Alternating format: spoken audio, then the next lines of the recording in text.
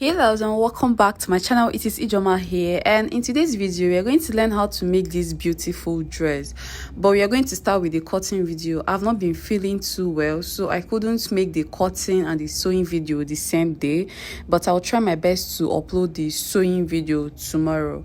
So here is the fabric that I'll be using. I'm using this white fabric, though it feels like a shirt fabric, but that is what I'm going to use for this gown. And if you're making this gown, if you're making the long version, you use at least 4 yards. Then if you are making the shorter one, 3 yards will be enough. The first thing that we are going to be cutting out is the flare part, and if you check very well, this dress has a side seam. The flare part has a side seam, so it is going to be a 3 pieces flare, 1 for the front and 2 for the back. Though cutting out a flare like this is somehow better because you're not going to have any joining at the down parts, especially when you are making a long gown. If you cut out your flare this way, you will not have any joining. So now I have folded my triangular flare, and after folding this triangular flare, you can see how the shape is. It has this triangle shape. The next thing that we are going to do is to find our waistline. So this time around, we're not using any calculation to get it. Just place your ruler until you have gotten your waist divided by 4. Let's say my waist is 20 inches. Let's say my waist is 28 inches. 28 inches divided by 4 is 7, right? Plus then 1 inch. You can add 1 inch or half an inch for the seam allowance. So wherever you get that stuff, you are going to mark your line. So this place my tape is at now is where I am going to mark my line. The waist I'm using is 28 inches divided by 4, that is 7. I added 1 inch seam allowance, and that is 8. So I'm going to mark a line there. So after marking that line, I'll just go ahead and curve it a bit. I did not use any particular measurement to get this flare shape. So after getting that waist area, the next thing that we are going to do is to get the full length of this dress. In order to get the full length, you place your half length at that curve that you marked. My half length is 16, so I placed 16 inches there, and I want the full length of this dress to be 59 inches plus 1 inch for seam allowance, and that will be 60 inches. So right now I am marking the full length of this flare round, and if you can notice, I have everything on one fabric. I will not have to join any side in order to make it complete. If you have been sewing a flare dress, you should understand what I'm talking about. Sometimes after cutting out the full length of your flare, you may have to join, but if you cut out this way, it will be very easy for you. So this one is the front part of this dress. After cutting this front part, I will use it to cut out the back part. The difference between the front and the back is just the zipper allowance. This dress will have a zipper at the back, and it also has a band. If you check very well, it has a band. So now after cutting out the front, I will use it to cut out my back.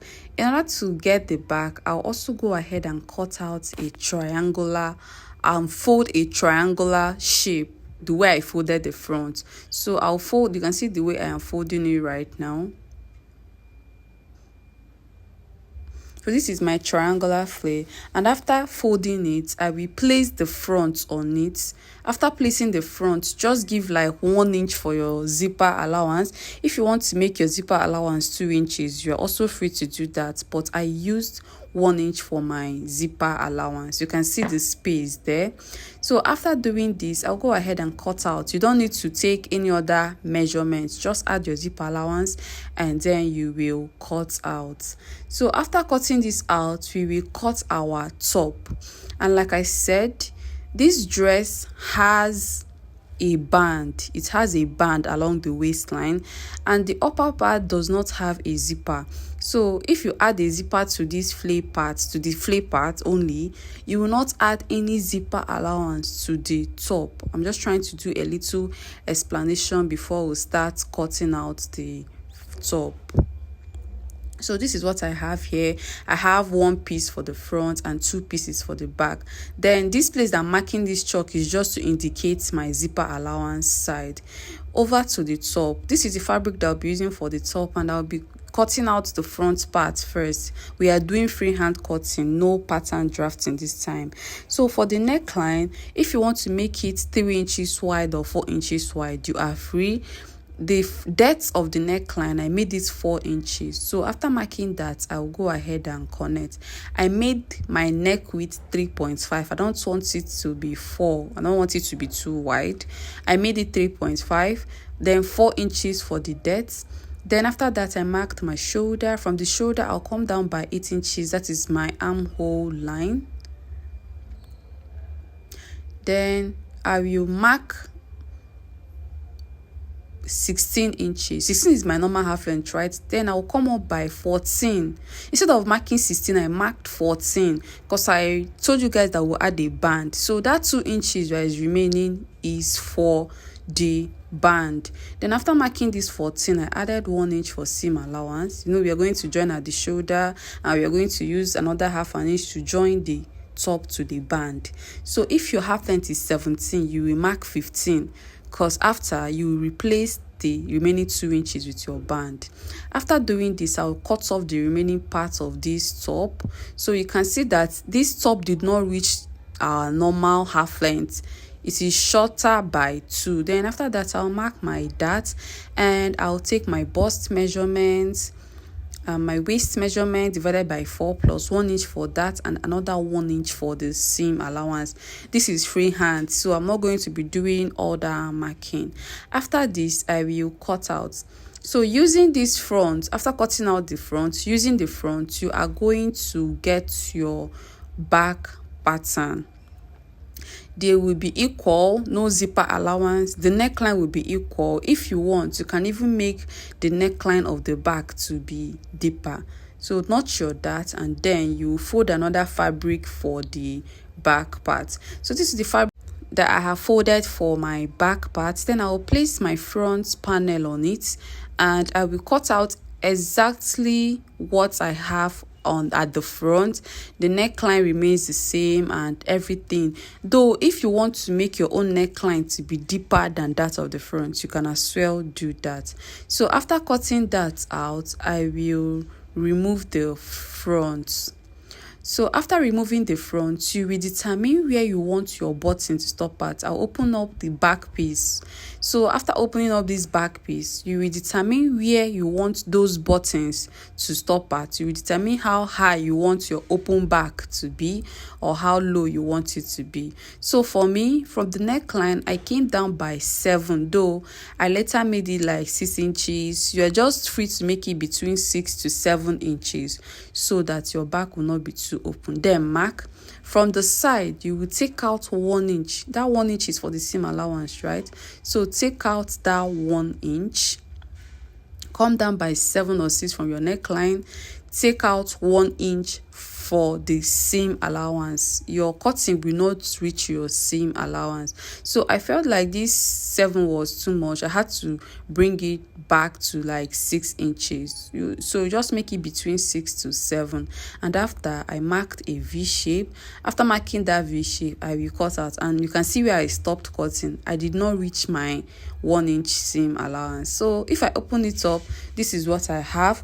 The back part is taking shape already. The next thing we are going to do is to cut out a lining for this back part. So for this back part, you are going to cut out another fabric. They will be the same, the length, everything, because you are going to be adding a loop and a button to this back part. So that loop, after adding it, you will turn the back pieces with the lining. So if you are cutting out the lining, use your main fabric. If you have enough fabric, use your main fabric as the lining. Then for the front, I will cut out a normal facing for the front. You can see I'm just cutting out the facing for the front.